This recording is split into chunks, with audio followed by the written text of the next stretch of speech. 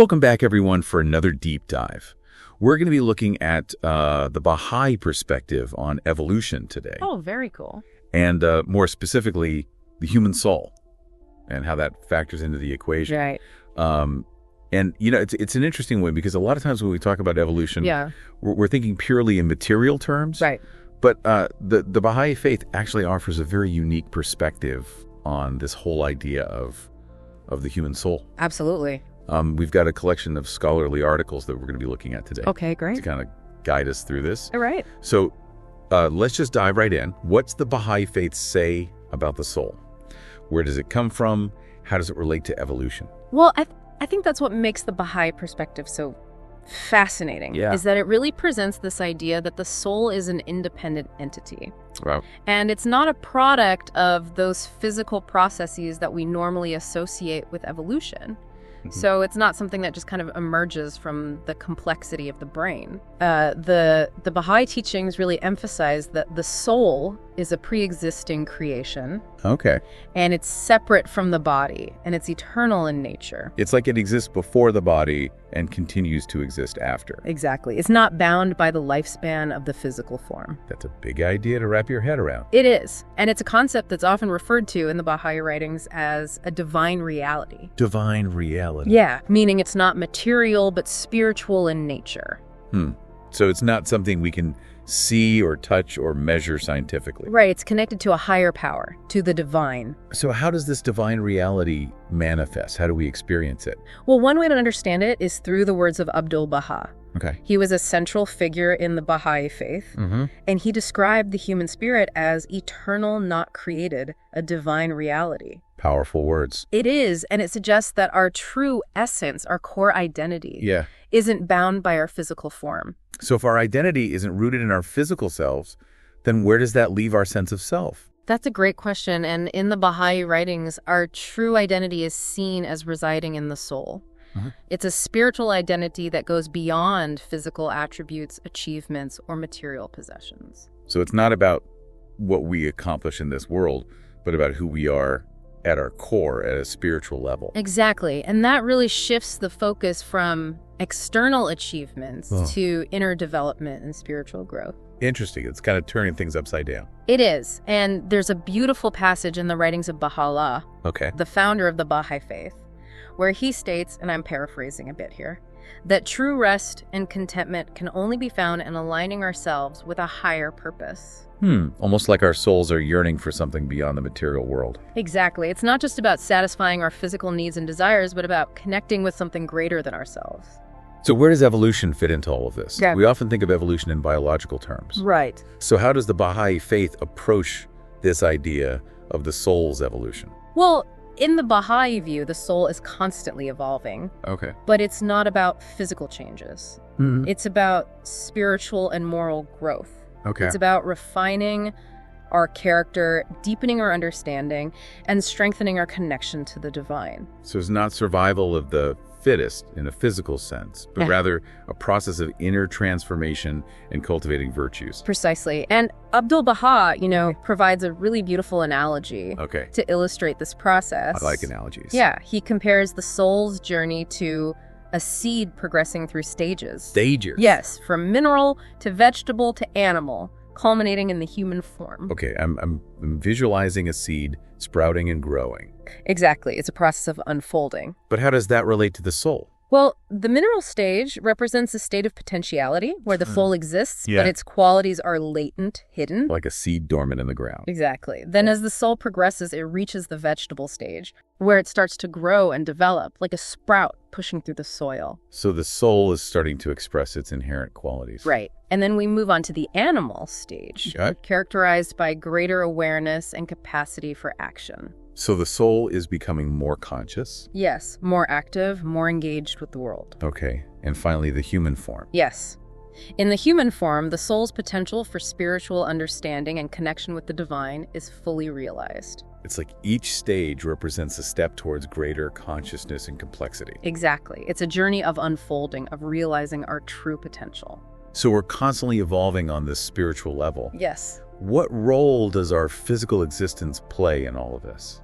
That's where the Baha'i teachings offer a really interesting perspective because it actually recognizes the harmony between scientific and spiritual understanding. So it's not a matter of choosing one over the other. No, not at all. Shoghi Effendi, the guardian of the Baha'i Faith, actually wrote that any apparent conflict between science and religion stems from human misunderstanding. Okay. It's about recognizing that science explores the physical world, Yeah. while religion delves into the spiritual realm.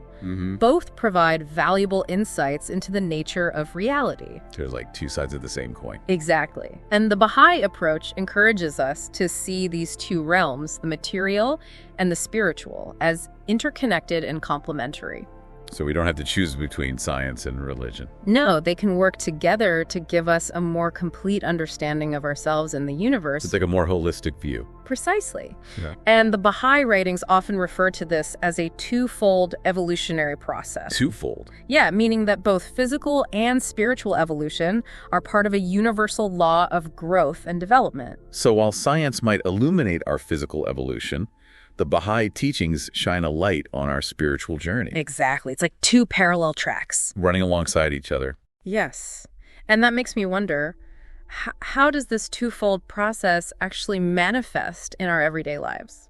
Well, we're all familiar with physical growth and development, Right. but we also experience growth in other ways, like emotionally, intellectually, Absolutely. We learn new skills, we refine our values. Yes. And Abdul Baha actually talks about this universal law of growth and development that applies to all beings. All beings. Yes, whether large or small. So it's not just about humans. Not at all. It's a universal principle. So we're all evolving, in a sense. In a sense, yes. We're all on a journey of growth and development. That's a powerful thought. It is. And it raises another question. If we are evolving on both a physical and a spiritual level, what does that mean for our responsibility to ourselves and to the world around us? It sounds like the Baha'i perspective offers a very unique way of looking at evolution. It does. One that goes beyond just the material aspects and encompasses this spiritual dimension. And it emphasizes the eternal nature of the soul and its continuous journey of growth and development. Right. And the fascinating thing is that this journey isn't just individual. It's collective as well. Collective, you mean like humanity as a whole is also evolving? Exactly. Yeah. And that's something we'll explore further as we continue this deep dive. Okay, I'm intrigued. Let's see where this takes us. All right, let's dive in. So we were talking about this collective aspect of evolution. Yeah, this idea that humanity as a whole is also evolving. Right. And the Baha'i teachings place a strong emphasis on this concept, alongside individual growth, of course. So it's not just about me becoming a better person, Right. but about all of us contributing to a better world. That's exactly right. The Baha'i writings often talk about the unity of humankind Okay. and the importance of collaboration in achieving progress. So we're all in this together, evolving together. We are. We're all part of this interconnected whole. It's like we're on this parallel journey. Yes. As individuals grow spiritually, Right. they contribute to the advancement of humanity. Right. And that collective progress can then foster even more individual growth. That's a great way to put it. And the Baha'i writings actually describe stages of collective development too. Oh, really? Yeah, much like the stages of individual soul development we talked about earlier. Okay, so humanity is also progressing through these stages. Exactly. Humanity progresses through periods characterized by different levels of social consciousness, Okay, spiritual understanding, and capacity for unity. I see. So where do we stand now? What stage are we in? Well, Baha'is believe that humanity is currently transitioning to a new stage of maturity. Let it sure. Yeah, one that's marked by a growing awareness of our interconnectedness and the need for global solidarity. Makes sense given all the global challenges we're facing. Right. This transition isn't without its challenges, though. I can imagine. We're seeing the growing pains of this process, Yeah. in the form of conflict, social injustice, environmental degradation. Yeah, it seems like this understanding of collective evolution is more relevant than ever. It really is, especially considering all the complex issues we're facing as a global community. So if we're meant to be evolving towards greater unity and cooperation, these challenges really highlight how far we still have to go. They do, and it underscores the importance of working together to address these issues and create a more just and sustainable future. It can't be business as usual. Right. The Baha'i teachings emphasize the need for global solutions. Okay. Ones based on principles of unity, justice, and equity. So how does this understanding of collective evolution actually impact the way Baha'is approach these challenges? Well, Baha'is believe that a spiritual transformation is needed, Okay. alongside practical solutions, of course. So it's not just about changing policies and systems. No, it's about changing our consciousness. It's about shifting our mindset towards recognizing our interconnectedness Wow. and fostering a spirit of collaboration. So more of an inner transformation. Exactly. And that means promoting education, Yeah. fostering intercultural understanding, and advocating for social justice. It's about creating a world where everyone has the opportunity to reach their full potential. Precisely. And that brings us back to the idea of the purpose of life. Oh, yeah. How does this understanding of evolution, both individual and collective, shape our understanding of why we're here? Well, it's about contributing to the advancement of civilization, Mm-hmm. both materially and spiritually. So it's not just about personal success. No, it's about using our talents and abilities to serve humanity Okay. and build a better world. So each individual has a role to play in this grand evolutionary drama. Exactly. And, using the word drama is really fitting. Yeah, I like that. Because it suggests that this process of evolution is an ongoing story, full of challenges and triumphs. Setbacks and breakthroughs. Exactly. The Baha'i teachings see life as a dynamic process of learning and growth. For both the individual and humanity as a whole. Right, we're all in this together. We've covered a lot of ground today, We have. exploring this Baha'i perspective on the human soul, Yes. its continuous journey of spiritual evolution, the harmony between science and religion, Right. and this fascinating concept of humanity's collective evolution towards greater unity. It's a lot to take in. It is, but it's really thought-provoking. And I think what's inspiring about this perspective is that it offers a sense of hope and purpose. It suggests that we're not just products of chance, but part of a grand, unfolding story of progress and enlightenment. And that story includes each and every one of us. It does. Yeah. So what does this all mean for our listeners? Yeah, what insights can they take away from this deep dive? Yeah. It really does make you kind of rethink things. It does. And, for me, it really reframes the whole idea of evolution. How so? Well, it's not just something that happens to us, it's something we actively participate in. We're not just along for the ride. Exactly. We're co-creators in a sense. And if we think back to that seed analogy, it suggests that each of us has this incredible potential yes. for growth and transformation. Exactly. And, we each have unique talents and abilities to contribute to the world. So it's not just about focusing on our own personal development. No, it's about recognizing that our growth is interconnected with the growth of humanity as a whole. It's like realizing our interconnectedness actually becomes a driving force for positive change. You got it. Both within ourselves and in the world around us. So as we cultivate those virtues you were talking about, Right. deepen our understanding, strive to live in alignment with those spiritual principles, Yes. we're actually contributing to the collective advancement of humanity. Exactly. And that collective progress can then create an even more supportive environment Yeah. for individual growth. It's a beautiful cycle. It really is. It's like this upward spiral. Individual transformation contributing to collective evolution, and collective evolution fostering individual growth. That's it. And it highlights how impactful our choices and actions can be. Yeah, because if our true essence lies in our souls, in this eternal, evolving spark within each of us, Right.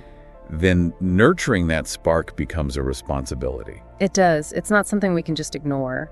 It really makes you think about the implications It does. for your own life, your own choices, your own contributions to the world. Exactly. It's not just about passively observing evolution. We're active participants. Yes.